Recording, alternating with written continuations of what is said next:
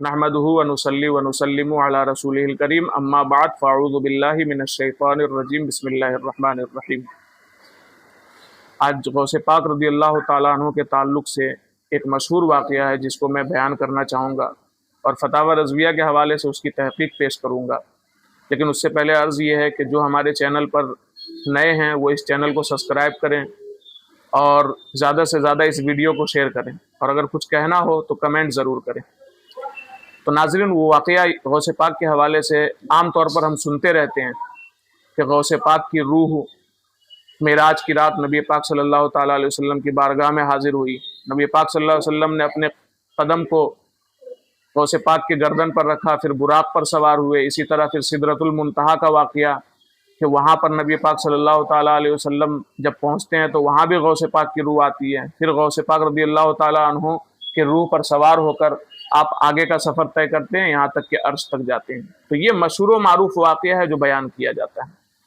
इस वाक़या की तहक़ीक़ फतावा रज़विया से मैं आपके सामने रखना चाहता हूँ। फतावा रज़विया ये मेरे सामने है, जिल्द 28 और करामाते गौसिया इसका रिसाला है और सफ़ा नंबर 441 है। तो ये इस जिल्द में आला हज़रत रहमतुल्लाह ताला अलैह ने इस वाक़े के बारे में बड़ी तफसीली गुफ्तगू की है। उसका तो वक्त नहीं है, लेकिन मुख्तसर सा उसका खुलासा मैं पेश कर देना चाहता हूँ।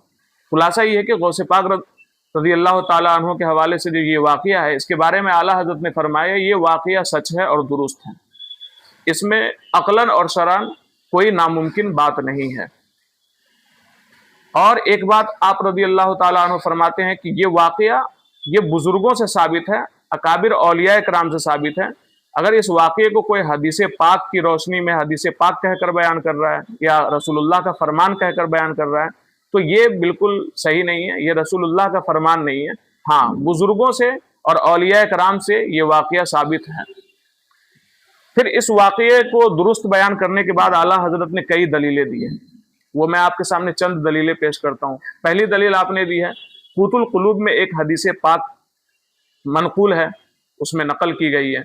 उस हदीस पाक का खुलासा और लुब्बे लुबाब ये है कि नबी पाक सल्लल्लाहु अलैहि वसल्लम फरमाते हैं कि जब कोई बंदा वज़ू करके सोता है तो उसकी रूह अर्श तक बुलंद की जाती है और इस बिना पर उसे जो ख्वाब आता है वो सच्चा ख्वाब होता है। इसी तरह एक और दलील आला हज़रत रहमतुल्लाह ताला अलैह ने हदीस के हवाले से, वो भी मुस्लिम शरीफ की हदीस के हवाले से नकल की है। वो हदीस ये है कि हुज़ूर सल्लल्लाहु अलैहि वसल्लम फरमाते हैं वदखलतुल जन्नता फखसफता।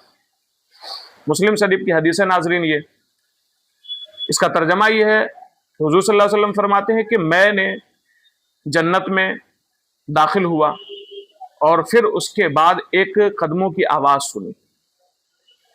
फ़कुल्तु मा हाज़ी, रसूलुल्लाह फरमाते मैंने पूछा ये क्या है।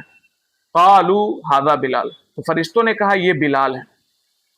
इसी तरह दुर्रे मंसूर और अत-तरग़ीब व तरहीब के हवाले से एक हदीस पाक आला हज़रत ने नकल की है, जिसमें ये बताया गया है कि नबी पाक सल्लल्लाहु ताला अलैहि वसल्लम फरमाते हैं कि मेरा गुज़र शबे मेराज में एक ऐसे मर्द पर हुआ जो अर्श के नूर में गायब था।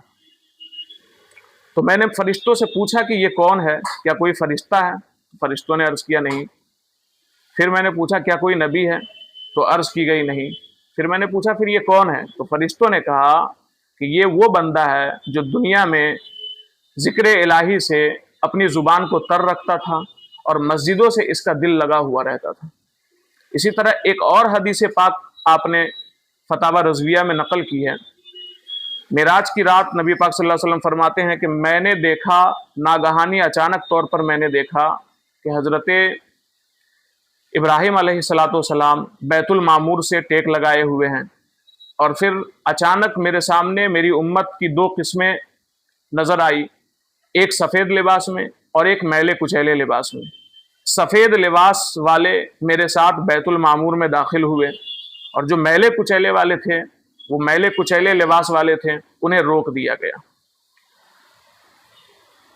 तो इन दलाइल के बाद आला हज़रत फरमाते हैं कि इन दलाइल की रोशनी में अगर देखा जाए तो एक आम बंदा मोमिन का रूहानी तौर पर, जाहिर सी बात है, हज़रत ये जो हदीस अभी मैंने जिक्र की, दो किस्म की उम्मती, एक सफ़ेद लिबास वाले اور ایک میلے کچیلے لباس والے۔